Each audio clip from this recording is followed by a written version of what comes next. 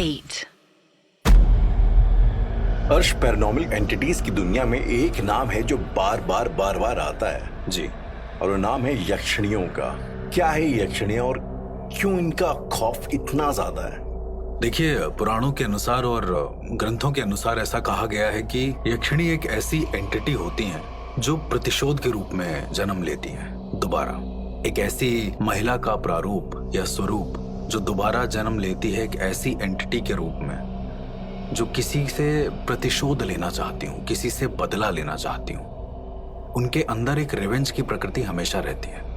ऐसी लड़कियां जो महाकाली की बहुत अच्छी साधक होती हैं, बहुत अच्छी उपासक होती हैं, उनके पास ऑलरेडी सिद्धियां होती हैं अपने जीवन काल में, और उसी जीवन काल के दौरान यदि कोई गलत नियत से उनको मार डाले तो वो महाकाली की उपासक जो होती हैं वो दोबारा जन्म लेती हैं यक्षिणियों के रूप में। तो ये होती हैं यक्षिणियां वेदों और पुराणों के अनुसार। क्या फर्क होता है एक यक्षिणी में, एक डाकिनी में, एक शाकिनी में, एक हाकिनी में? थोड़ा सा इसके ऊपर आप कुछ बताना। जैसे मैंने आपको बताया कि ब्रह्मांड की 7 सबसे ताकतवर ऊर्जाओं में से एक मानी जाती है यक्षिणी, तो जाहिर सी बात है यक्षिणियां बहुत ताकतवर होती हैं। वो सीधा प्रभाव डालती हैं इंसान पर। उनको इतना अलाउड होता है कि वो किसी भी इंसान को मार सकती हैं, क्योंकि वो प्रतिशोधक आत्माएं होती हैं, इसलिए वो किसी का भी खून कर सकती हैं, समय के भी परे जाकर।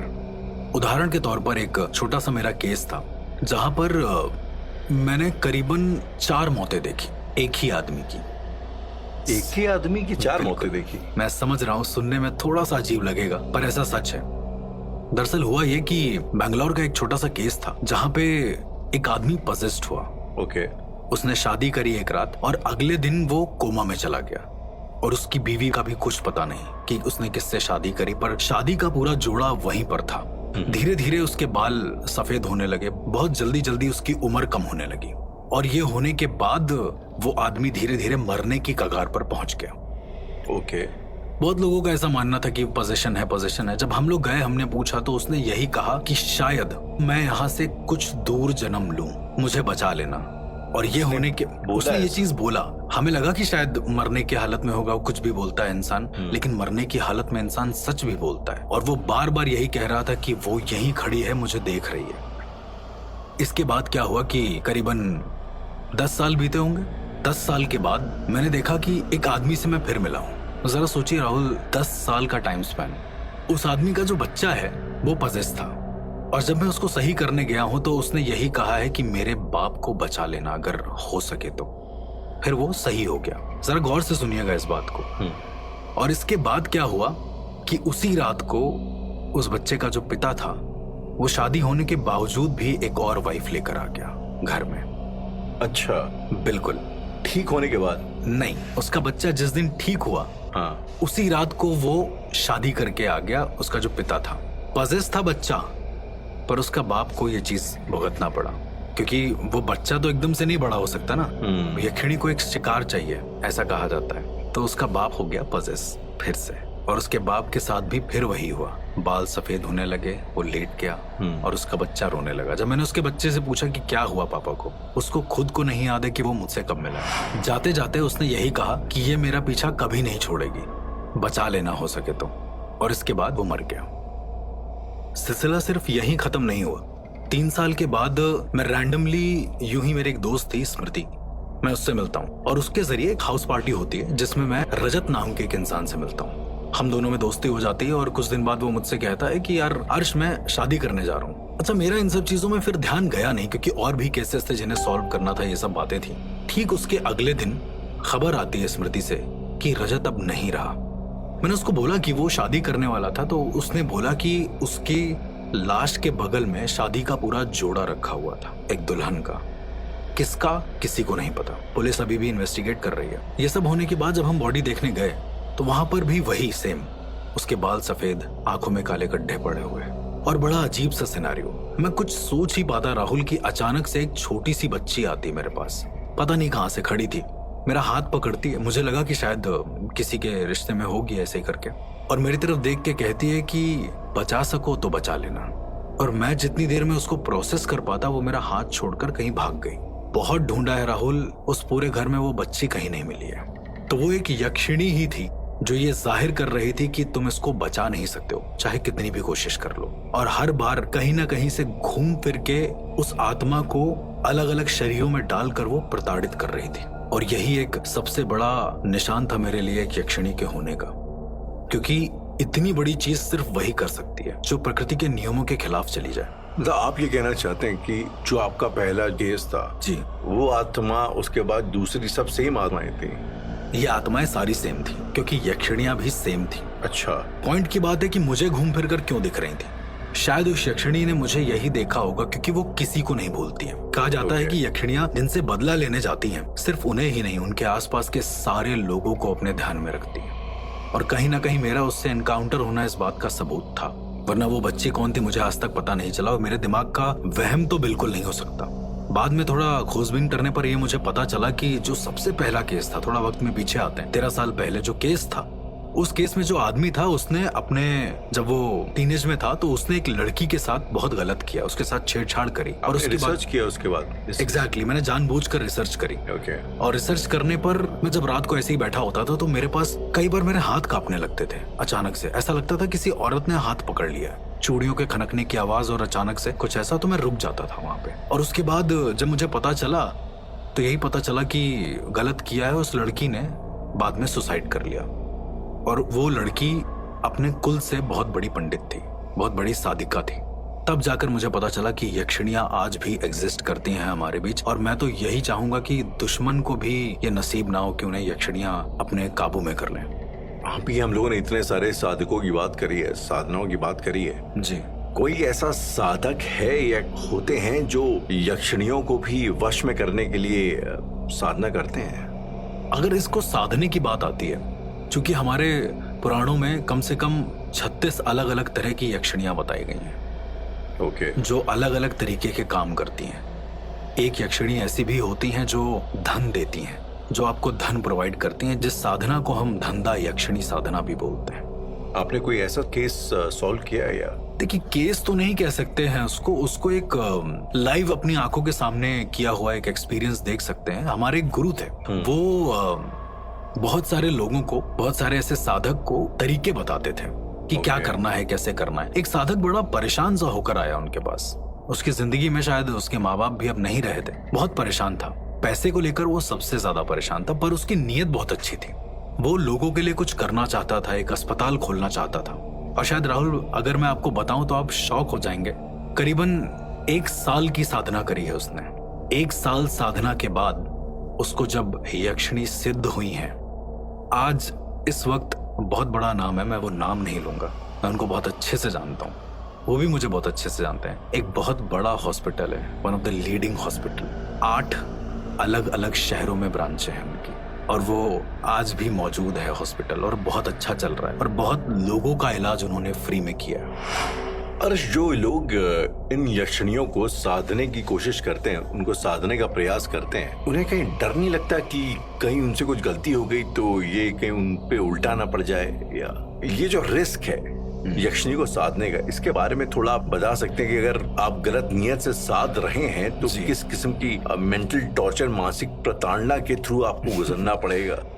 देखिए, जैसे कि मैंने शुरुआत में अपनी केस के बारे में आपको बताया कि यक्षिणियां आत्माओं को इधर से उधर ट्रांसफर करती हैं प्रताड़ित करने के लिए। एग्जैक्टली। मैं एक सच्चा अनुभव आपको बताता हूँ। यह अनुभव किसका है इसको मैं एनोनिमस ही रखूंगा। शायद वो मेरा भी हो सकता है, शायद वो किसी और का भी हो सकता है। मैं आपको बस बताऊंगा कि उस साधना में एक्चुअल में हुआ क्या था। उस साधना में किसी XYZ इंसान ने यक्षिणी को साधने की कोशिश करी। ओके। साध लिया एक तरीके से। साधना दिक्कत नहीं था, उस 15 दिन या 40 दिन की जो साधना थी उसको साधना दिक्कत था, क्योंकि ये साधना कभी घर में नहीं की जाती है। सबसे पहला, जिस यक्षिणी को वो साध रहा था, उस यक्षिणी को घर में कभी भी सिद्ध किया ही नहीं जाता है, मतलब कभी भी आवाहन नहीं किया जाता है। तो इसके लिए वो इंसान हमेशा रात को शमशान जाता था। उसके शहर में शमशानों की कमी थी, तो वो बहुत रैंडम शमशान, एक ही शमशान होता था वहां पे, वहीं जाता था जहां कोई नहीं जाता था, और उसके आसपास करीबन 3-4 किलोमीटर तक कुछ था ही नहीं। वो इंसान जब पहले दिन बैठा है, उसको सारी विधि पता, उसके ऊपर गुरु का अच्छा आशीर्वाद, सब कुछ। पहले दिन जब वो साधना करने बैठा है तो उसको कुछ एहसास नहीं हुआ, सब कुछ नॉर्मल था। दूसरे दिन उसको लगा है कि उसकी माँ उसके सामने बैठी है, लेकिन उसकी पूरी साड़ी सफेद है और उसकी माँ के हाथों में खून लगा हुआ है और वो ये कह रही है कि आजा, तेरे साथ खून से होली खेलनी है। ये दूसरे दिन का एक्सपीरियंस है उसका। तो होता ऐसा है कि मंत्रोच्चारण करते रहना है, आपको रुकना नहीं है। अगर आप रुक गए तो आप गए। तो मंत्रोच्चारण तीसरे दिन की जब बात आई है, उसको ऐसा लगा है कि उसके सामने जितने भी लोगों को उसने मरे हुए देखा है, वो सारे मरे हुए लोग जिंदा हो गए, उसके सामने खड़े और बार बार ये रो कर कह रहे हैं कि मुझे मेरे परिवार से मिला दो, तुम जो कहोगे मैं दूंगा। चौथा दिन, पांचवा दिन, ऐसे और बीतते गए, अलग अलग तरीके की चीजें होती गई। 12वें 13वें दिन के बीच की बात है। थोड़ी देर के लिए ब्रेक लिया। द मोमेंट वो दोबारा बैठा है, उसको ऐसा लगा है कि वो किसी स्त्री के ऊपर बैठा है, किसी एक लेडी के ऊपर बैठा हुआ है। करीब 20वें दिन की बीच की बात है। 20वें दिन उसको ऐसा लगा कि एक बहुत बड़ा सा शेर उसके सामने आ गया है, जंगल से बाहर निकल के, और शेर उसको खाने जा रहा है। ये बैठा रहा। शेर ने अपना एक दांत उसके पैर में गड़ा दिया जोर से। फिर भी इसने मंत्रोच्चारण नहीं रोका। उसको दर्द हुआ बहुत तेज। पैर में गड़ाने के बाद वो बहुत देर बैठा रहा, मंत्रोच्चारण करता रहा। करीब 20-25 मंत्र बीते होंगे। उसका पैर ठीक हो गया, शेर वहां से चला गया, गायब। हेलुसिनेशन था ये। कुछ समय के बाद, ये अंतिम दिनों की बात है, कई सारी अर्थियां दिखी उसको एक साथ और सब लोग उसको उठा रहे हैं, और जितने भी लोग उठा रहे हैं वो मरे हुए हैं, और जो अर्थी के ऊपर लेटा है वो जिंदा है। जितने लोग उठा रहे हैं वो मरे हुए हैं, वो मरे हुए हैं, उनकी आंखें पे लेटा वो जिंदा है। एग्जैक्टली। और जो ऊपर जिंदा लेटा है वो ये कह रहा है कि हमें जाने मत दो, ये लोग हमें ले जाएंगे। ये सारी चीजें देखने के बाद सबसे खतरनाक पल वो आया जब उसको देवी का आभास होने लगा, जब उसको उस यक्षिणी का आभास होने लगा। अचानक से ऐसा लगता कोई औरत उसके सामने बैठ रही है, हल्की सी मधुर आवाज में कुछ कह रही है, और आवाज इतनी प्यारी, इतनी खूबसूरत कि आप उसको इग्नोर नहीं कर सकते हो, लेकिन आप देख नहीं सकते उधर। सेकंड बीते होंगे, उसको ये लगा इधर से कोई बहुत बदसूरत सी औरत बैठी हुई है और वो कुछ बोल रही है, बहुत ऐसे जैसे कुछ गाली दी जाती है। ये दोनों अनुभव उसको एक साथ होने लगे लगातार। थर्ड मोमेंट ऐसा लगा कि कोई एक बहुत खूबसूरत सी स्त्री सीधा मेरे सामने आकर बैठ गई है और वो कह रही है कि मुझसे बात करो। ये मंत्रोच्चारण में कुछ नहीं रखा।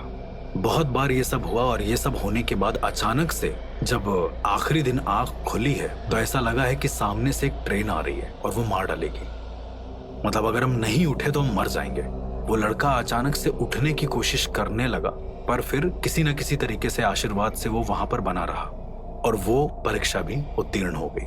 इसके बाद वो यक्षिणी उनके सामने आती हैं, प्रकट होती हैं, उनसे वचन लेती हैं, पूछती हैं कि आप उन्हें किस रूप में पूजना पसंद करेंगे।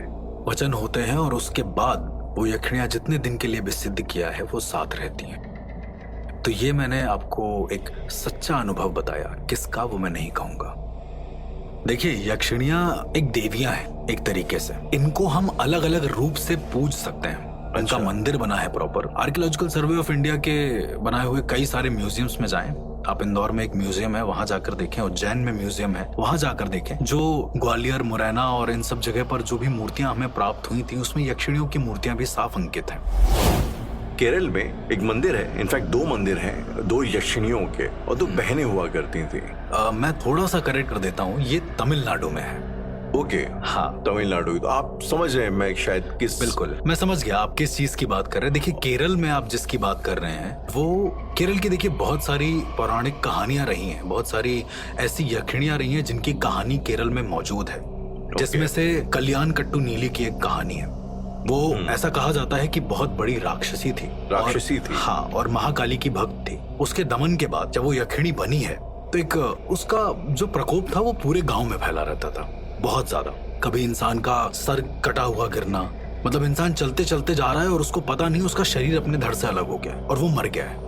ऐसे बहुत सारे केसेस सामने से देखे गए थे वहां पे, जब इंसान चल रहा है और उसके शरीर से उसका अंग अलग हो गया है, उसको पता ही नहीं कि ऐसा हो गया है। द मोमेंट वो रियलाइज करता है वो मर जाता है। कल्याण कट्टू नीली की कहानी बहुत ज्यादा प्रचलित थी उस समय पर, और ये यक्षिणी ऐसा कहा जाता था कि किसी से नहीं रुकी। पर अंत में एक बहुत बड़े पुजारी आए, कदमत्थु कथानार, उन्होंने ही इसे रोका, वरना ये रुकने वाली नहीं थी। कैसे रोका, क्या प्रोसीजर था, ये शायद आज तक किसी को नहीं पता।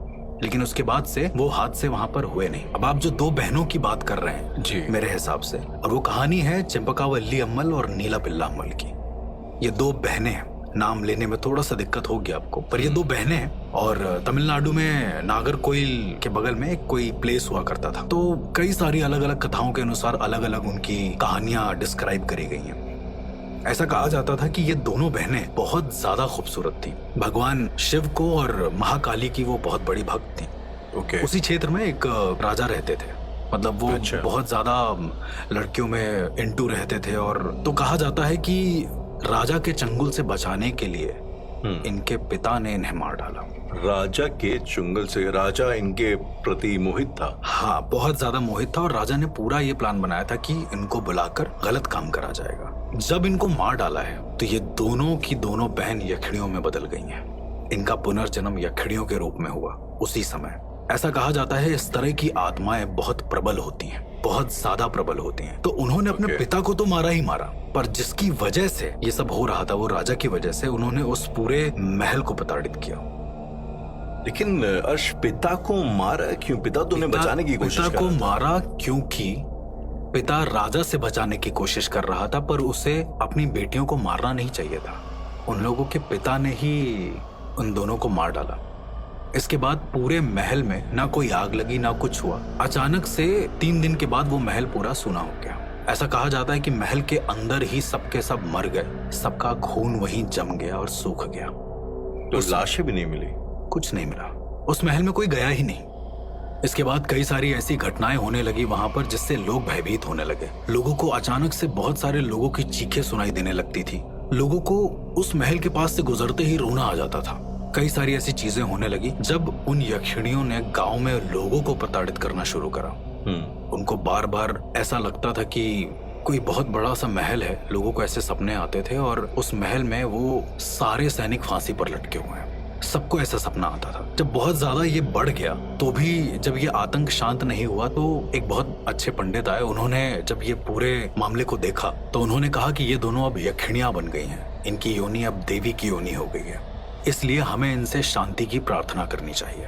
और जब इन दोनों के नाम का मंदिर वहां बन गया जी, तब जाकर इनकी आत्माएं शांत हुई। आज भी राहुल इन दोनों की मूर्तियां वहां पर मौजूद है। इन दोनों की मूर्तियां वहां पर मौजूद है और ऐसा कहा जाता है कि अंत में जो चंपकावल्ली थी वो दयालु देवता में बदल गई, दयालु यक्षिणी में बदल गई, जो बड़ी वाली बहन थी। जी, और जो छोटी बहन थी नीला पिल्ला वो क्रूर बनी रही। ऐसा भी कुछ लोग कहते हैं कि नीला पिल्ला जो साधते हैं, उनके जो भक्त होते हैं, उन्हें अपने दुश्मनों के नाखून की कतरन या बालों की लटें चढ़ाते हैं ताकि वो अपने दुश्मनों को नष्ट कर सकें। तो अर्श, हमने इतनी कहानियां सुनी, डाकनी, यक्षिणी, लेकिन एक कहानी है जो अगर उसका जिक्र भी करो तो शायद वो हमारे बचपन में हमें लेके जाती है। जी, तो वो कहानी है विक्रम और बेताल की। विक्रम बेताल की, बिल्कुल बिल्कुल। हम सब के दिल के बड़े करीब। कहने को तो ये बड़ा एक फनी सा कैरेक्टर है, बड़ा अच्छा सा कैरेक्टर हमारे जहन में बेताल का, लेकिन I'm pretty sure वो इतना अच्छा खूबसूरत है नहीं जितना शायद हमें उसको दिखाया गया। तो क्या आप विक्रम और बेताल के बारे में कुछ बताना चाहेंगे? और अगर मैं आपसे कहूं कि बेताल सिर्फ कहानियों तक सीमित नहीं है तो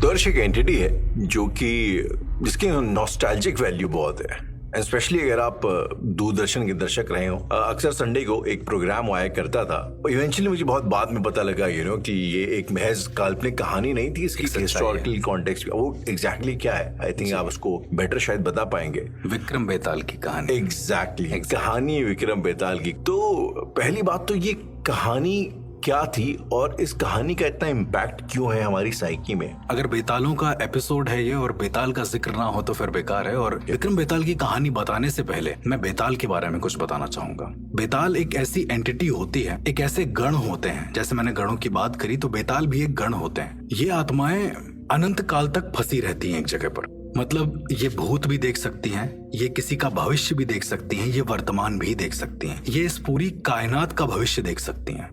एक ऐसी आत्मा जो मृत्यु और मोक्ष के बीच फंसी रह जाए उसे बेताल कहते हैं।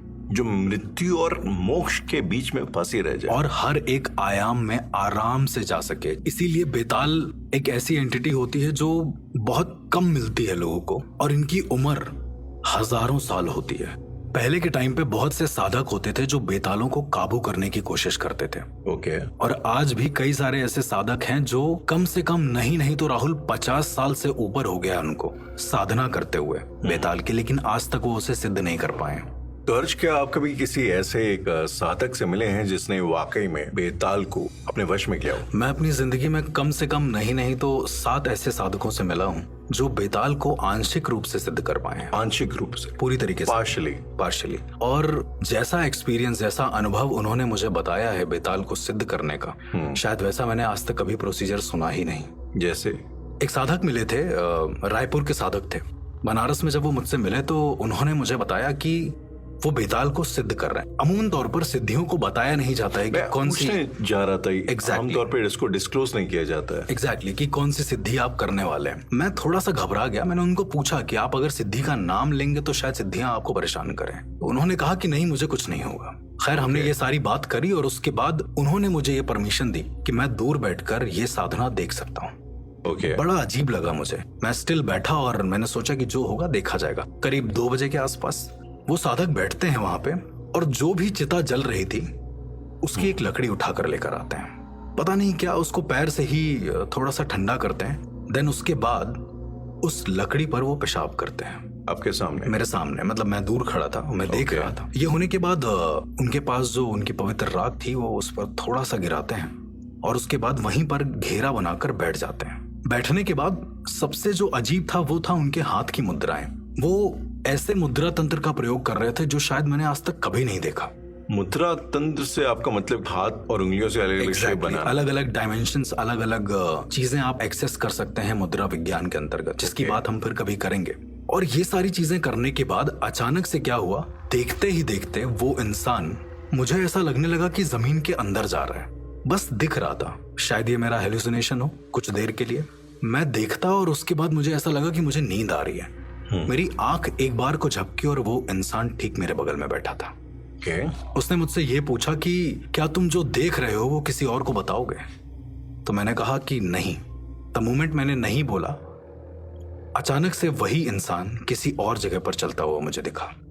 ये एक साथ हो रहा था मेरे साथ। उसने मुझसे कहा कि मेरे जो पूर्वज थे उन्हें खाने में खीर बहुत पसंद थी, कि तभी अचानक से दूर खड़ा जो आदमी, जो ठीक उसी की तरह दिख रहा था पर अलग कपड़ों में, उसने मुझसे कहा कि 10 आने लेते आना। दूर से? बहुत दूर से, इशारों में कहा। ओके। तभी अचानक से मुझे ऐसा लगा कि मेरे कान में आकर कोई बोल रहा है, विस्परिंग जैसे होती है। कोई कह रहा है कि जब मेरी मौत हुई तब मेरे पास कोई भी नहीं था। मेरी मौत आज से 600 साल पहले हुई थी। और ये लगातार हो रहा था। एक इंसान जो अलग अलग रूपों में मुझे दिख रहा था, उसकी आवाजें अलग अलग तरीके से मुझे सुनाई देने लगी। करीब 10 मिनट बीते होंगे राहुल। जैसे ही मैं पलटा हूँ वो इंसान अभी भी वहीं बैठा था। वो इंसान कहीं नहीं हिला था। थोड़ी देर होने के बाद एक बच्चे के शव को लाया जाता है। अक्सर बच्चों का जो अंतिम संस्कार है, जैसे मैं पहले भी बता चुका हूँ, वो रात को ही होता है। वो कभी भी दिन में नहीं होता है। जी जी जी। तो रात को लाया गया, उसका अंत्येष्टि वगैरह करा जा रहा था। तो उस साधक ने, जो साधक बेताल की साधना कर रहा था, तो उस साधक ने उस बच्चे को देखा और बच्चे को देखने के बाद जाने अपने हाथ से क्या किया, कोई मुद्रा ऐसी बनाई उसने, और मुद्रा बनाने के बाद ठीक उसे अपने मूलाधार चक्र पर रख दिया। जो नहीं जानते उनके लिए मैं बता दूं कि मूलाधार चक्र आपकी नाभि के 2 अंगुल नीचे होता है। और ये होने के बाद वो अचानक से हंसने लगा, बहुत जोर जोर से। ओके। खैर, उस बच्चे का प्रॉपर अंतिम संस्कार हुआ। हंसने के बाद उसने अपने झोले में से एक कपाल निकाला, जिसमें मोस्टली वो खाना खाता होगा शायद से। उस कपाल में थोड़ी सी रेत और उस लकड़ी को डालकर अपने सर के ऊपर रखता है। करीब 3 मिनट बीतते हैं राहुल। 3 मिनट के बाद अचानक से ऐसा लगता है किसी ने कपूर रखकर उसमें आग लगा दी हो। वो जल जाता है उसके सर पर। और वो छू नहीं रहा है उस चीज को। ओके। जैसे ही ये होता है, उसकी साधना लगभग कंप्लीट होने वाली होती है। ऐसा कहा जाता है कि कोई भी साधक अगर किसी सिद्धि को प्राप्त करने की कोशिश कर रहा है और उसको कोई तीसरा शख्स जिसको नहीं पता है वो देख ले, तो उसके दुष्परिणाम उस पर भी आते हैं। देखने वाले पर भी आते हैं। ऑब्वियस है, वो मुझ पर भी आ रहे थे। मुझे सिर्फ हेलुसिनेशंस क्रिएट हो रहे थे क्योंकि ऑलरेडी मैं इसमें इनटू था, इसलिए मुझे पता था कि अपने आप को कैसे बचाना है। ये करने के बाद जब उसने सर से वो अग्नि निकाली और जमीन पर डाली है, राहुल मुझे एग्जैक्ट तो नहीं याद है, ना मैं बता पाऊंगा, मैंने देखा है एक बच्चे का सिर्फ सर, आधा सर, वो भी जला हुआ, ऐसा जैसे उस अग्नि से वो सर निकलकर उससे बात करने वाला हो, कुछ कह रहा हो। ये आपके सामने ये मेरी हुआ आंखों था? के सामने हुआ था या ये हेलुसिनेशन? नहीं, ये हो रहा था। और ये होने के बाद उसने उस कपाल को अपने हाथ में उठाया है, उस अग्नि से उस कपाल को अपने हाथ में उठाया है उस और बच्चे अपने के कपाल को। एग्जैक्टली और झोले में डाल लिया है। इसके बाद बिना कुछ कहे वो वहां से चला गया, न मैंने उससे कुछ पूछा। तो ये एक ऐसा अनुभव था जो मैंने अपनी आंखों से देखा। और उसने बच्चे के मुंड को क्यों रखा अपने पास, क्योंकि बहुत सारी साधनाएं होती हैं जो उनके कपाल से भी होती हैं। पर जब उसने ये बात कही तब मुझे समझ में आया, इतने सारे इंसानों का एक साथ दिखना जो अलग अलग आयाम से अलग अलग स्टेट में बात कर रहे थे, जो अलग अलग चीजों के बारे में समझा रहे थे, तब मुझे यकीन हो गया कि नहीं, ये सिद्धि एक बेताल की सिद्धि है जो आंशिक रूप से मौजूद है इसके पास। उसके बाद क्या हुआ? वो उस आदमी से आपकी वापस मुलाकात हुई? कभी नहीं मुलाकात हुई, मैं उससे कभी नहीं मिल पाया दोबारा, ना कभी वो मुझे देखा। तो हर्ष, जो आपने साधना के बारे में भी बताया, तो एक बेताल को साधने के लिए प्रक्रिया यही होती है कि आपको एक बच्चे का कपाल लगता है और इस तरीके से बच्चे की आहुति देनी पड़ती है? नहीं, बिल्कुल नहीं। शायद वो उसका अपना, जैसी उसको दीक्षा मिली होगी उस इंसान को, वो उस हिसाब से वो प्रोसीजर कर रहा था। मैं 2 परिवारों को केवल अपनी जिंदगी में ऐसे जानता हूँ जिनके घर में बेताल पीड़ा थी, और वो आज भी बनी हुई है। वो आज भी बनी हुई है। जैसा मैंने कहा कि वो मृत्यु और मोक्ष के बीच फंसे लोगों को प्रताड़ित करते हैं, तो उसका इस जिंदगी से तो कोई ताल्लुक है नहीं। तो होता यह है कि अगर किसी इंसान के घर में मौत हो जाती है, उसका अंतिम संस्कार सही नहीं हो रहा है, उसके बाद वो आत्मा भटक रही है, और अगर कभी बेताल के चंगुल में वो आत्मा आ गई है तो वो आत्मा को तो प्रताड़ित करेगा ही करेगा। साथ ही साथ जो आत्मा प्रताड़ित हो रही है वो आत्मा अपने ही परिवार को प्रताड़ित करेगी जानबूझकर। तो एपरेंटली जब मुझे पता चला कि एक परिवार ऐसा है जिसके घर में उन्हीं के फादर की जो सोल है वो परेशान कर रही है, द मोमेंट हमने इस चीज को कनेक्ट किया, हमने उनके फादर से कनेक्ट किया, उस आत्मा से भी। हाँ, उस आत्मा से कनेक्ट किया, which I don't want to disclose कि कैसे किया, तब हमें पता चला कि वो आत्मा खुद बहुत प्रताड़ित है। वो आत्मा रोते रोते ये कह रही है कि हमें नहीं करना है, लेकिन हम करना पड़ेगा हमें। अगर हम नहीं करेंगे तो हम उस पार कभी नहीं जा पाएंगे, यानी कि हमें मोक्ष कभी नहीं मिल पाएगा एक तरीके से। मतलब वो अपने मोक्ष के लिए लोगों को डराते हैं। बेताल इस हद तक प्रताड़ित कर देते हैं एक आत्मा को। लेट सपोज कि मैं अगर बेताल हूं, मैं आपसे कहूंगा कि मैं आपको मोक्ष दूंगा अगर तुम अपने ही परिवार को प्रताड़ित करो, क्योंकि अब तुम जिंदा तो नहीं हो सकते हो, तो तुम्हें मोक्ष चाहिए तो तुम उन्हें प्रताड़ित करो, तब मैं तुम्हें आगे जाने दूंगा। तो इस तरह के भी बेताल होते हैं जो बहुत हठी किस्म के होते हैं। आपने कई बार सुना होगा, बहुत सारी महिलाओं का गर्भपात हो जाता है, अकस्मात हो जाता है, किसी को नहीं पता कि क्यों। जिन्होंने आंशिक रूप से बेतालों को सिद्ध किया होता है वो ये भी कर सकते हैं किसी और की गर्भ के साथ। कई सारे ऐसे लोग हैं जिन्होंने ऐसा किया है और उनका बहुत बुरा हाल हुआ है आगे जाके। मैंने बहुत कम लोगों का ऐसा सुना है कि बेताल को उन्होंने देखा है। जिन्होंने आंशिक रूप से देखा है बेताल को, वो बताते हैं कि उसके दांतों में लगातार खून बहता रहता है, नॉर्मल दांत होते हैं, और कहते हैं कि उनके शरीर में आग लगी होती है पूरी तरीके से। मतलब उनका शरीर आग जला का हुआ बना होता है या फिर नहीं, आग जल आग रही का होती बना है? होता है, आग का बना होता है, ऐसा माना जाता है। और एट द सेम पॉइंट उनके दूसरा रूप भी होता है जो एक मुर्दा रूप होता है। तो अलग अलग तरीके से डेमोन्स्ट्रेशन अलग अलग दिए गए हैं। और जो मुर्दा रूप होता है ये इसी डायमेंशन में होता है, सेम डायमेंशन में? नहीं, तो बेताल का जो कभी ना कभी कोई मुर्दा रूप रहा होगा, कभी ना कभी तो ये मरा ही होगा, राइट? चाहे वो हजारों साल पहले, लाखों साल पहले मरा हो, लेकिन कभी ना कभी तो मरा ही होगा। तो ऐसा कहा जाता है कि जिस अवस्था में वो मरा है उस अवस्था में भी वो इंसान को कभी ना कभी दिखता है, जो कि बहुत भयानक होती है, क्योंकि मैंने आपको जैसे बताया कि वो हजारों साल पहले मर चुके हैं और वो आज भी हमारे बीच कहीं ना कहीं तो मौजूद है। मेरा ऐसा बहुत स्ट्रांगली मानना है। मैं किसी अंधविश्वास को बढ़ावा नहीं दे रहा है, बट मुझे ऐसा लगता है कि चीजें आज भी एग्जिस्ट करती हैं कहीं ना कहीं। आपने कई बार ऐसी भी कहानियां सुनी होंगी राहुल, कि एक इंसान रास्ते से जा रहा था, भला चंगा, उसको किसी चीज से कोई मतलब नहीं था, और अचानक से उसकी अगले दिन मौत हो जाती है। अक्सर सुना है, होता रहता है, कॉमन है कि कोई भी स्पिरिट से गुजर गया होगा। एक केस था राहुल जहां पर एक इंसान को बेताल ने जानबूझकर पजेस किया था, और उस इंसान की जो हालत हुई थी शायद मैं बता नहीं सकता। जब पहली बार उस इंसान से मैं मिला तो उस इंसान ने खुद बोला कि मैं खुद पजेस्ड हूँ बेताल से। उसने एक्सेप्ट किया इस बात को? जरा सोचिए, मेरे बताने से पहले उस इंसान ने बोला कि मैं ऑलरेडी बेताल से पजेस्ड हूँ, कोशिश भी मत करना मुझे सही करने की। और ये इंसान अपने होश में बोल रहा है, कोशिश भी मत करना मुझे मुझे लगा कि शायद अंदर का कुछ ऐसा एंटिटी है जो बोल रही है, पर नहीं, उस इंसान ने यही कहा कि मैं अपने ये पूरे होश में बोल रहा हूँ और 1% भी ये कोशिश मत करना कि तुम मुझे सही कर सकते हो। जरा सोचिए, एक ऐसी ताकत जो इंसान को इस कदर काबू कर ले कि इंसान उसके अधीन हो जाए। एक इंग्लिश में वर्ड है लिम्बो, एक स्टेट होती है जिसमें आप हमेशा हमेशा के लिए फंस जाते हैं। तो मुझे बेताल और उससे होने वाली जो ये सर्कमस्टेंसेस हैं कहीं ना कहीं एक लिम्बो की तरह लग रही है कि मतलब वो आपको बेसिकली, बेताल आपको एक अंतहीन ट्रैप में फंसा देता है जिससे आप चाह कर भी निकल नहीं पाते। Is it like that? बिल्कुल, और वो खुद भी फंसे होते हैं राहुल। सबसे बड़ी बात तो ये है। एंड सेकेंडली, मैं हमेशा से इस बात को मैं ओपनली आज एक्सेप्ट करता हूँ कि जो बेताल जो कैरेक्टर था जी, मुझे वाकई में उससे बहुत ज्यादा डर लगता था। मुझे बहुत सारे ऐसे लोग हैं जिनको बेताल से डर लगता है और बहुत सारे लोग हैं जो सिर्फ एंटरटेनमेंट के लिए उस कैरेक्टर को लेते थे। एग्जैक्टली कई लोगों को वो फनी लगता है, कई लोगों को बहुत वाइज भी लगता है। एंड एक्सेप्टिंग ऑल दैट, मुझे भी वो सब कुछ लगता था, लेकिन मुझे उससे डर बहुत ज्यादा लगता था, पता नहीं क्यों। तो ये पहली बात। तो इस कहानी के बारे में थोड़ा बताइएगा, विक्रम बेताल की कहानी के बारे में। विक्रम बेताल का जो कॉन्सेप्ट है, अब मैं उस पर आता हूँ। राजा विक्रम के बारे में शायद आप भी जानते हैं, हम सब जानते हैं, हम सब फेमिलियर हैं उनके कॉन्सेप्ट से कि एक राजा थे, उज्जैन के राजा एग्जैक्टली, जिनको कई सारी सिद्धियां प्राप्त थी।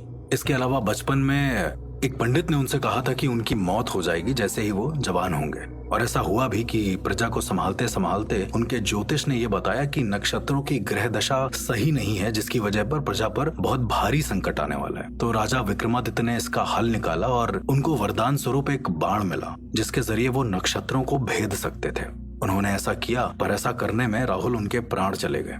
उसी दिन एक तांत्रिक उनके यहाँ आता है उस महल में और कहता है कि वो विक्रमादित्य को जिंदा कर सकता है दोबारा, और उस तांत्रिक ने विक्रमादित्य को जिंदा कर भी दिया। जब विक्रमादित्य ने बदले में पूछा कि वो क्या चाहते हैं, तो इस तांत्रिक ने कहा कि ये कुछ ऐसा चाहते हैं जो शायद विक्रमादित्य दे ना पाए। तो उन्होंने पूछा कि आखिर ऐसा क्या है जो मैं नहीं दे सकता, एक राजा नहीं दे सकता। तो उन्होंने कहा कि यहाँ से बहुत दूर एक प्रेत घाटी है जहां पर एक बेताल पेड़ से लटका है उल्टा। अगर आप में सामर्थ्य है तो आप उसे लेकर आए मेरे पास। तो विक्रम निकल जाते हैं और इसी पर पूरा विक्रम बेताल का कॉन्सेप्ट है कि विक्रम जी जाते हैं वहां पर, बेताल को लेकर आते हैं। फिर वो उनसे सवाल पूछता है, कहता है कि अगर आपने मेरे सवाल का जवाब दिया तो मैं आपके साथ चलूंगा, लेकिन अगर इस बीच में अगर आप कुछ भी बोले या फिर आपने गलत जवाब दिया तो आपके सर के टुकड़े हो जाएंगे। तो ये एक पूरा कॉन्सेप्ट था विक्रम बेताल का, जिससे शायद इंडिया का हर एक बच्चा वाकिफ है। अर्श, तो जो हम लोगों ने जो सीरियल देखा है बेसिकली विक्रम बेताल, जी, उससे जो एक बेसिकली परसेप्शन, एक इमेजिनेशन है बेताल को लेके हम लोगों की, यार मेरे हिसाब से तो इज अ वेरी वाइज गाय। वो एक बहुत समझदार बंदा है जो इंसान को, आपने बोला कि बेताल एक ऐसी एंटिटी है जो कि मौत और मोक्ष के बीच में कहीं फंसी रहती है। एग्जैक्टली, मतलब जो अटकी हुई आत्माएं हैं ये उनको रास्ता दिखाती है। रास्ता कभी नहीं दिखाती है। मैं आपको बेताल के बारे में एक और चीज बता देता हूँ कि ये मृत्यु और मोक्ष के बीच में फंसी तो रहती हैं, पर इनको इतना ज्ञान हो जाता है कि ये कभी भी किसी भी आने वाली आत्माओं को रोक कर उन्हें प्रताड़ित कर सकती हैं। ये किसी भी आत्मा को मोक्ष तक जाने से पहले रोक भी सकती हैं, उन्हें प्रताड़ित भी कर सकती हैं और उन्हें गुलाम भी बना सकती हैं। सिर्फ आत्माओं को, जिंदा लोगों को नहीं, जिंदा लोगों को भी ये प्रताड़ित करते हैं अगर इनको छेड़ा जाए तो। बेताल की सिर्फ कहानियां ही नहीं फेमस थी, क्योंकि जैसे आपने कहा कि वो एक वाइज मैन भी आपको लगता था कभी कभी जब आप उसकी बातें सुनते थे। कहा जाता है कि बेताल को भूत, भविष्य और वर्तमान तीनों का ज्ञान होता है। उसने मानव प्रकृति को भी इतना अच्छे से समझा होता है कि वो इंसानी दिमाग के साथ आराम से खेल सकता है। मोस्टली जो बेताल होते हैं वो शवों को अपने काबू में करते हैं। वो किसी शव के अंदर आते हैं, किसी डेड बॉडी को अपना शिकार बनाते हैं, ऐसा कहा जाता है। तो जो तांत्रिक बेताल को अपने वश में करना चाहता था, बेताल को वश में करके आपको कौन सी सिद्धि प्राप्त होती, क्या पावर्स मिलती हैं आपको? देखिए, बेताल का कॉन्सेप्ट ही ऐसा है कि अगर बेताल आपके काबू में आ गया तो आप आगे आने वाले सारे जन्मों की नॉलेज आपको मिल जाएगी। आप समझ रहे हैं, आपको इन सब चीजों का ज्ञान हो जाएगा उसके जरिए। ऐसा कहा भी गया है कि किसी भी इंसान ने पूरी तरीके से बेताल को आज तक सिद्ध नहीं किया है, कर ही नहीं सकता उसको, क्योंकि बेताल बहुत अनोखी एंटिटी होती हैं। बहुत सारे ऐसे बेताल भी मौजूद हैं जिनको लोग आंशिक रूप से सिद्ध करते हैं, उनसे थोड़ा बहुत काम लेते हैं और फिर उसके बाद उन्हें प्रणाम करते हैं। एक बहुत रैंडम सा सवाल है। जी। इससे पहले हमने यक्षनी के ऊपर बात करी। जी जी जी। मुझे आई थिंक यक्ष जो होते हैं ज्यादातर के पेड़ों और स्पेसिफिकली पीपल या बरगद के पेड़ पे। जी जी जी। एंड सिमिलरली कहते हैं कि बेताल भी जो है वो एक पेड़ों पे ही कहीं पे पाया जाता है। उनका पेड़ों पर निवास होता है। पेड़ों पे निवास होता है। तो इसके पीछे कोई लॉजिक है या फिर लाइक? देखिए, ब्रह्मदेव का वास माना गया है, ऐसा कहते हैं वट वृक्ष। वट वृक्ष में एग्जैक्टली। बहुत सारी ऐसी आत्माएं होती हैं जो पेड़ों पर रहा करती हैं। पेड़ों पर लटकने का ऐसा कुछ स्पेसिफिक लॉजिक तो नहीं है बेतालों का, क्योंकि वो एक ऐसी एंटिटी होती हैं कि वो कहीं पर भी रह सकती हैं। लेकिन बहुत सारी कहानियों में जैसा हमें दर्शाया गया है कि उन्हें पेड़ों पर लटका है और विक्रम लेने जाते हैं, शायद ये हमारी अंडरस्टैंडिंग के लिए ऐसा बताया गया है ताकि चीजें और क्रीपी और थोड़ी अजीब लगे। ऐसा कोई पर्टिकुलर कनेक्शन नहीं होता है। Dramatic effect. Exactly, dramatic presence के लिए ये चीज बताई गई है। गोवा अगर आप कभी गए हैं राहुल, तो आपने देखा होगा गोवा में बेताल का एक मंदिर है। मैंने सुना है वहाँ पे कोई बेताल का मंदिर भी है। बहुत सारे ग्रंथ, बहुत सारे वेद हमारे ये कहते हैं कि जो बेताल हैं वो भैरव भगवान का ही एक रूप कहे जाते हैं। मैंने एक और एंटिटी के बारे में सुना है जिसके बारे में लोग बोलते हैं कि वो अर्ध आयाम में फंसी हुई है, वो हाफ डायमेंशन। और वो कहते हैं कि ये जो एंटिटी है ये चिताओं में से बच्चों की लाशों को खाती है। मैं समझ गया, और बहुत सारे लोग शायद अर्ध आयाम को नहीं समझ पाए हैं। पूरी तरीके से तो शायद मैं भी नहीं समझ पाया हूँ। तो ये एक ऐसी आत्माएं होती हैं जो आंशिक तरीके से लोगों को दिखती हैं। इन्हें गोह कहते हैं।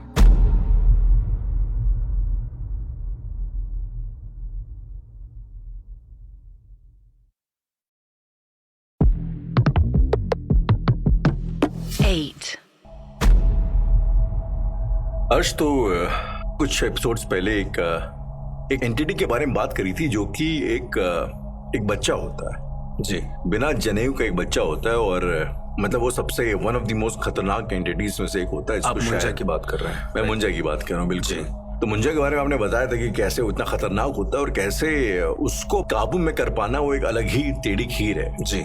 इसी तरीके से एक और एंटिटी होती है जो कि शायद उसी के शेप और साइज का रहता होगा। एक बौने शैतान की आत्मा या प्रेत होता है जो कि लोग कहते हैं कि चिताओं को खाया करता है। आई थिंक उसे लोग गो करके बुलाते हैं। गोह बोलते हैं उसको बेसिकली। और इसका जिक्र राहुल आपको कहीं नहीं मिलेगा। ये एक ऐसी आत्मा है, एक ऐसी एंटिटी है जिसको खुद भगवान ने भी खारिज कर दिया, मतलब उसे कहीं पर जगह नहीं दी। गोह बेसिकली एक ऐसे बौने की आत्मा होती है जिसकी उम्र लगभग 70 साल से ऊपर हो। अच्छा। जी।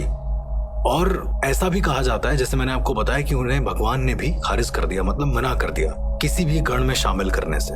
तो वो हमारे सारे आयामों के बीच फंस कर रह गई। कुछ ऐसी आत्माएं होती हैं जो ना प्रॉपर उस आयाम में जा पाती हैं, ना प्रॉपर इस आयाम की हो पाती हैं। और इसीलिए कहा जाता है कि गोह एक ऐसी ताकत होती है जिसे हम अपनी आंखों से देख सकते हैं, आंशिक रूप से। आपने अर्श कोई गो से रिलेटेड कोई केस वगैरह देखा है या सॉल्व किया है? मैंने खुद ने गोह को देखा है। ये केस है रायपुर से थोड़ा आगे, करीब 70-80 किलोमीटर आगे एक छोटी सी बस्ती पड़ती है। उस बस्ती में एक हवेली टाइप का हुआ करती थी। वो किला नहीं था, कोई छोटी सी हवेली थी जहाँ ठाकुर साहब वैसे करके रहते थे। रुद्राभिषेक था। हम लोग वहां पर गए। महल के आसपास, यानी जो हवेली थी उसके आसपास बहुत सुनसान इलाका था। तो हम लोग ऐसे ही यूं ही रात को टहलने के लिए निकले। आगे जाकर थोड़ा ऐसा एरिया था जहां पर दोनों तरफ झाड़ियां थी और बीच में एक रोड थी, मतलब वन वे था वो। ओके। एक ही तरफ से जा सकते हो और उधर से आने का था दूसरी साइड से। तो जब हम वहां पहुंचे हैं, सब कुछ नॉर्मल था। 2-3 लोग थे मेरे साथ, पर अचानक से हमें ऐसा लगा है कि हमारे साथ साथ कोई चल रहा है झाड़ियों के अंदर। हमें लगा कोई जंगली जानवर, सांप वाप, बिच्छू, कुछ भी हो सकता है। खैर हम लोग थोड़ा और अलर्ट हुए, लेकिन सांप और बिच्छू पूरी झाड़ी को नहीं हिला सकते। हमने साफ देखा कि 2 झाड़ियां ऐसे खुली हुई हैं जैसे उसमें से कोई झांक रहा है, और इतनी स्पीड में बंद हुई है कि वो टूट गई हैं। थोड़ा सा ताज्जुब हुआ। फिर हम लोग और आगे बढ़े तो देखा वहां पर मांस के टुकड़े पड़े हुए थे जमीन पे, उसी झाड़ी के पास पड़े हुए थे, और फ्रेश मीट के टुकड़े थे। वो ह्यूमन फ्लैश तो नहीं था, वो किसी जानवर के ही फ्लैश के टुकड़े थे। हमें लगा शायद किसी जानवर ने खा के ऐसा कर दिया होगा। थोड़ा सा आगे बढ़े और बहुत तेज किसी के जैसे मुंह बंद करके कोई चिल्लाए, ऐसी आवाज आई। हम लोगों ने जैसे ही पीछे मुड़ा, वहां पर कोई नहीं था। वो मांस के टुकड़े भी वहां से गायब थे पूरी तरीके से। तो थोड़ा सा शॉकिंग था हमारे लिए कि अचानक से इतने ज्यादा मांस के टुकड़े पड़े थे और फिर ले कौन गया। फिर हमें ये लगा कि शायद शेर वगैरह कुछ ऐसा जंगल साइड एरिया है, शायद कुछ हो, तो हम लोग वहां से वापस आने की कोशिश करने लगे। जैसे हम लोग वापस आ रहे थे, अचानक से राहुल आप इमेजिन करें जब दोनों पैरों के बल और दोनों हाथ के बल अगर आप चल रहे हो, वैसे करके हमें लगा कोई चलते हुए आ रहा है और उसके हाथ में कुछ चुभा है और वो चिल्लाया है जोर से। उसके हाथ में कुछ चुभा है, वो चिल्लाया बहुत जोर से। बोने कैसे बोलते हैं, हल्का नोजल वॉइस होती है उनकी और नेजल होता है और शार्प वॉइस होती है उनकी, ठीक वैसे ही सुनाई दिया। और थोड़ी देर के लिए वो झाड़ियां हिलने लगी, हम लोग दूर से ही देख रहे थे सब। पर मैंने जाकर जब देखा है राहुल, तो मैंने ये देखा है कि वहां पर गोह का एक पूरा परिवार था। ओके। एक पूरा परिवार। मुझे 3 लोग दिखे हैं टोटल। एक औरत जिसके बाल लंबे हैं लेकिन वो बौनी है, उसको चोट लगी है, वो नीचे गिरी है। एक आदमी जो उसका हाथ पकड़कर बैठा हुआ है, बौना है, पर वो आंशिक रूप से, बहुत धुंधले रूप से, मैं क्लियर बोल भी नहीं सकता कि मुझे एग्जैक्ट दिखा है। और एक बच्चा जो वहीं पर खड़ा होकर हम लोगों की तरफ देख रहा था। ये बहुत ही स्ट्रेंज था हमारे लिए। और जब आप कहते हैं आंशिक रूप से, तो इसका क्या मतलब होता है? ये खाली सर दिखाई दे रहा है, धड़ नहीं दिखाई दे रहा, या धड़ दिखाई दे रहा है, सर नहीं दिखाई दे रहा, नहीं, या कुछ भी? अगर मैं कहूँ कि आंशिक रूप से, आपने मूवीज में बहुत देखा होगा कि जो स्पिरिट होती है उसके ग्लो बहुत होता है, चारों तरफ ग्लो इफेक्ट होता है, तो वैसा तो नहीं, पर आप ये समझ लीजिए कि कोई चीज है उसकी ओपेसिटी कम कर दी है, मतलब उसको थोड़ा सा ट्रांसलूसेंट हो जाता है, आर पार दिखता है, आर पार दिखने लगता है, ठीक वैसा ही। और बहुत अजीब लगा हमें देखने में, क्योंकि इतना सड़ा उनका मुंह था, जैसे सड़ गया हो, एक ऐसा मुंह। इवन जो बच्चा था उसके भी बाल सफेद थे पूरे के पूरे, शरीर पर कोई भी कपड़े नहीं थे, पूरा नग्न शरीर था। लेकिन जैसे बेर होता है ना, जब वो सड़ जाता है तो कैसा लगता है, ठीक वैसा ही। मुझे आज भी याद है, वो आंखें पूरी की पूरी सफेद, उनकी पूरी आंखें सफेद थी। अर्श, ये जो एंटिटी होती है गो, अगर कोई आत्मा अगर गो के उसमें डायमेंशन में फंस जाए, तो उससे बाहर निकलने का कोई तरीका होता है? इससे बाहर निकलने का तरीका जल्दी तो इस एंटिटी में या फिर इस डायमेंशन में, अर्ध आयाम में, जिसको हम अर्ध आयाम बोलते हैं, जो इंसानों का भी आयाम होता है, जो आत्माओं का भी आयाम होता है, आधे आधे में, ऐसा जल्दी किसी केस में होता नहीं है। ओके। बहुत कम ऐसे गो के केस देखे हैं मैंने जहां पर कोई भी आत्मा ऐसे अर्ध आयाम में फंस कर रह गई है। पर अगर कोई भी आत्मा अर्ध आयाम में फंस जाती है तो वो शायद कभी ना निकल पाए। तो वो आजीवन से कहने मतलब कि, और इटर्निटी वैसे ही रहेगी? वो वैसी ही रहेगी इटर्निटी के लिए। जब उसका डेस्टिनी में मोक्ष होना लिखा होगा तब हो जाएगा, लेकिन तब तक के लिए वो वैसी की वैसी ही रहेगी। ये तो शायद वाली बात होगी जो आपने महसूस करी हुई है। जी। कोई ऐसा केस है जो शायद आपने खुद देखा हो, आपके सामने हुआ हो? मैं समझ रहा हूँ कि राहुल आप पूछे बिना मानेंगे नहीं इस बात को। एक मेरी दोस्त थी, बहुत नॉर्मल फैमिली से बिलोंग करती थी, मैं नाम नहीं लूंगा उसका, बट वैसे उसको एक लड़के से प्यार हुआ और वो लड़का काफी रिच फैमिली से था, मतलब राजसी फैमिली जैसे होती है ना, royal family proper. Love marriage हुई, दोनों की शादी हुई और शादी के 1-2 साल बीते होंगे तो लड़के को ये पता चला कि लड़की जो है मां नहीं बन पा रही, मेरी फ्रेंड जो है वो मां नहीं बन पा रही है, फॉर सम व्हाट रीजंस, जो भी होगा। उसके बाद क्योंकि वो राजसी फैमिली से थे तो उनको चाहिए था कि कोई लड़का हो, तो उन लोगों ने बहुत सारे तांत्रिकों को दिखाया, बहुत सारे साधकों को दिखाया और उनसे जबरदस्ती बच्चे को करवाने के लिए, मतलब सिद्धियां करवाई, साधनाएं करवाई, पर कोई फायदा नहीं हुआ। करीब 4 साल के बाद एक तांत्रिक मिला, उसने कहा कि वो ऐसा कर सकता है, वो गर्भ धारण करवा सकता है, ठीक है। ये लोग गए उस तांत्रिक के पास। वो तांत्रिक कुछ माँ काली का भक्त था, बहुत बड़ा, और यज्ञ हवन उसने 3 दिन तक किया लगातार। तीसरे दिन उसने बोला कि एक नारियल लो और लड़की के पेट पर रखो। लड़की बैठी हुई थी, उसके पेट पर वो नारियल रखा गया। उसने बोला कि जैसे ही इसके अंदर वो शिशु आएगा, इसको आभास हो जाएगा। करीब आधे घंटे तक मंत्रोच्चारण हुआ, कुछ ऐसा हुआ। आधे घंटे के बाद राहुल वो नारियल फूट गया है, उसके पेट पर लगा हुआ वो नारियल चटक गया है पूरा अलग, यानी कि कोई बहुत स्पीड में चीज आके उसके पेट में गई है और उसके पेट में एक हल्का सा कट लग गया। ओके। ये होने के बाद उसको ये एहसास होने लगा कि उसको कंसीव हो चुका है बेबी, अचानक से। फिर सोनोग्राफी वगैरह जो भी चीज, जो भी उनके प्रोसीजर्स होते हैं वो सब कराए, तो 2-3 महीने बाद पता लगा कि वो प्रेग्नेंट है। ओके। ठीक है। एंड आफ्टर दैट उसके डिलीवरी का टाइम आया। अच्छा, इस बीच उसको कई बार सपने आते थे कि करीबन 4-5 बौने जो है उसको दिख रहे हैं। 4-5 बौने उसको दिख रहे हैं आराम से। अच्छा, इसके बाद हुआ ये कि जब लड़की ने देखा उसको बौने दिख रहे हैं तो उसने पूजा पाठ करना शुरू कर दिया। ध्यान से समझिएगा इस बात को कि उसने पूजा पाठ बहुत अच्छे लेवल पे करना शुरू कर दिया। उसने मालाएं पहननी शुरू कर दी ऐसा करके। इसके बाद जब बेबी हुआ राहुल, तो बेबी का चेहरा एक शैतान का चेहरा था। ओके। मतलब उसने गोह को जन्म दिया। तो पूरी कहानी ये थी कि जब ये सारी प्रक्रिया हो रही थी, वो तांत्रिक कर रहा था, तो एक आत्मा जो अधूरी इच्छा के साथ बट ऑब्वियस से थी, वो आंशिक रूप से उस बच्चे के शरीर में आ गई थी। ओके। और बाहर नहीं निकल पाई। वो बाहर निकल भी जाती, पर ये जो इसकी पत्नी थी, जो मेरी दोस्त थी, ये बहुत सारी मालाएं पहनने लगी, बहुत सारी पूजा पाठ करने लगी, तो गोह की आत्मा कभी बाहर निकल ही नहीं पाई। और जब जन्म हुआ तो एक बच्चा पैदा हुआ। कम से कम आधे घंटे तक वो ऐसा चिल्लाया कि सबके कान फटे के फटे रह गए। ओके। आधे घंटे के बाद वो बच्चा मर गया। एक खून की उल्टी करा और वो मर गया। मेरी दोस्त आज तक मां नहीं बन पाई है। आज तक वो वैसे की वैसी ही है। ये केस जो था, ये मैंने अपनी आंखों के सामने देखा था और ये असहनीय था, क्योंकि आज भी वो इस सदमे से गुजर रही है। शायद आगे भी शायद इससे उबर ना पाए। ऐसा एक गोह का किस्सा था जो मेरी आंखों के सामने हुआ। अर्श, तो क्या वजह हो जाती है कि एक आत्मा इस किस्म के जोन में, इस किस्म के आयाम में फंस जाती है? कैसे एक आत्मा गो बन जाती है? राहुल, अगर गोह की बात कर रहे हैं आप, तो चलिए मैं आपको उसकी शुरुआत बताता हूँ। बहुत सारे ऐसे साधक होते हैं जिनकी साधनाएं कभी कभी एक शरीर में पूरी नहीं हो पाती हैं। ओके। कुछ स्पेसिफिक साधनाओं को पूरा करने के लिए उन्हें एक अलग से शरीर की जरूरत होती है, जो शरीर किसी बौने का हो।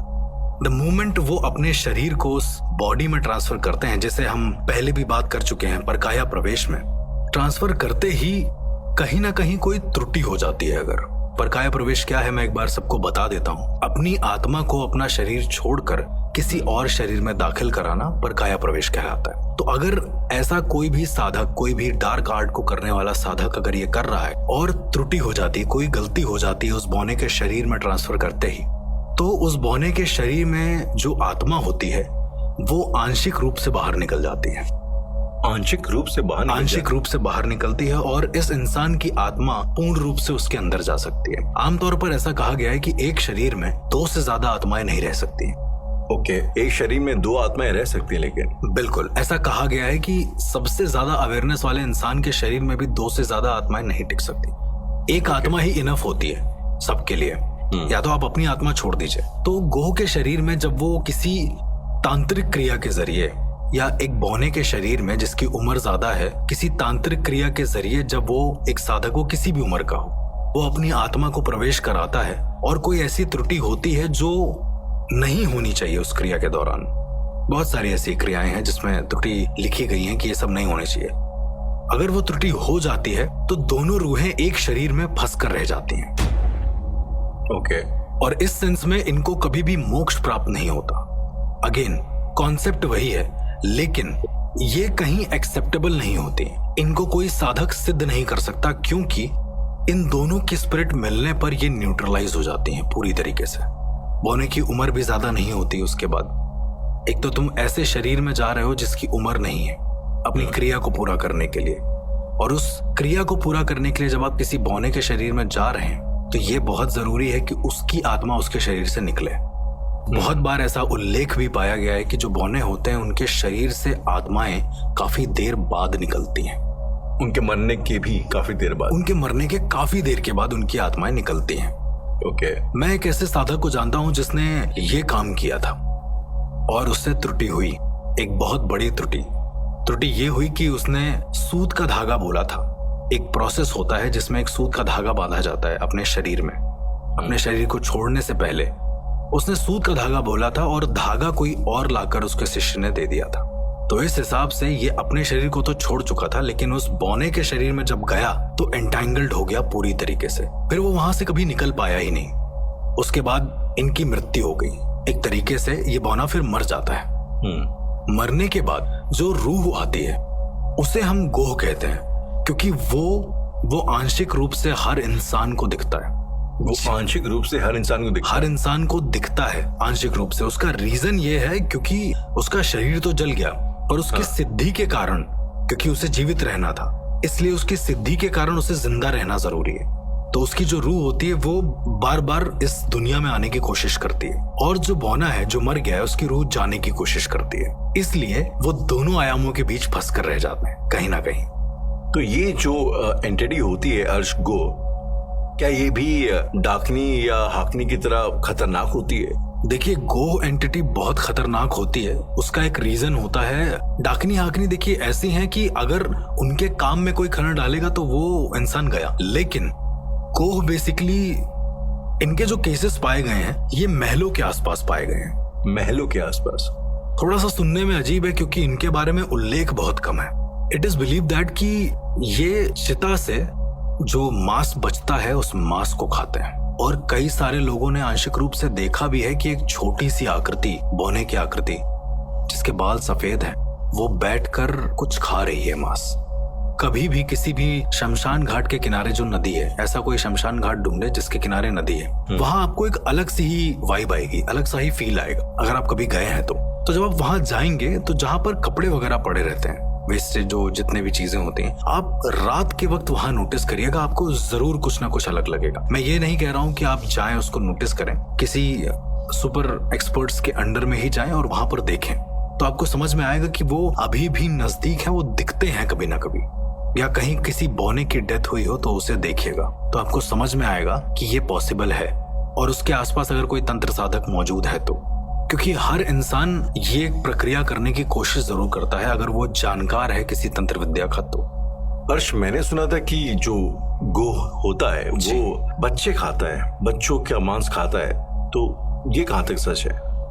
गोह एक ऐसी ताकत होती है जिन्हें बच्चे बहुत पसंद होते हैं। उसका रीजन क्या है ये नहीं पता, लेकिन उन्हें बच्चे बहुत पसंद होते हैं। बहुत सारी महिलाओं के बेवजह गर्भपात हो जाते हैं, जी आपने सुना होगा, और उसका रीजन कहीं ना कहीं गोह होता है, क्योंकि वो ऐसा बच्चा तलाशता है, ऐसी कोई एंटिटी तलाशता है, ऐसा कोई शरीर तलाशता है जो एकदम न्यू बॉर्न हो, नवजात हो, एकदम नवजात हो। ऐसा माना जाता है कि नवजात शिशुओं को खाने से वो अर्ध आयाम से मुक्ति पा जाएंगे, और यही रीजन है कि वो हमेशा बच्चों पर ही नजर मारते हैं। और इनसे बचने का शायद एक ही तरीका है राहुल। आपने शायद नरसिम्हा भगवान के बारे में सुना होगा। बिल्कुल, जो हिरण्यकश्यप। जी, ओके। तो नरसिम्हा भगवान, ऐसा कहा जाता है कि ये नरसिम्हा भगवान की कोई भी चीज से बहुत डरते हैं। अगर इन्होंने आसपास भी देख लिया कि ऐसा कुछ है तो ये उससे 100 किलोमीटर दूर ही खड़े रहेंगे, लेकिन वो आएंगे नहीं। तो ये एक इनके साथ बहुत बड़ा मेजर पॉइंट है जो मैं आपके साथ शेयर करना चाहता हूँ, और इसी को कहते हैं गोह। तो अर्श, अभी तक हम लोगों ने जितनी भी एंटिटीज के बारे में बात करी है जी, वो सब खतरनाक थी। बिल्कुल, वो सब जानलेवा थी। आत्माएं कोई भी खतरनाक होती हैं, कोई भी खतरनाक होती हैं, वो हमेशा आपका अहित ही चाहेंगी ज्यादातर, जब तक आप उनको अपनी तरफ से कुछ ना छेड़ें। एग्जैक्टली, जब तक आप उनको छेड़ रहे हैं तो वो कहीं ना कहीं आपसे बदला लेंगी या लेती हैं या लेंगे। बिल्कुल। क्या कोई ऐसी भी स्पिरिट, आत्मा शक्ति होती है अर्श, जिसको साधने से जिंदगी में सुकून आए, तरक्की हो?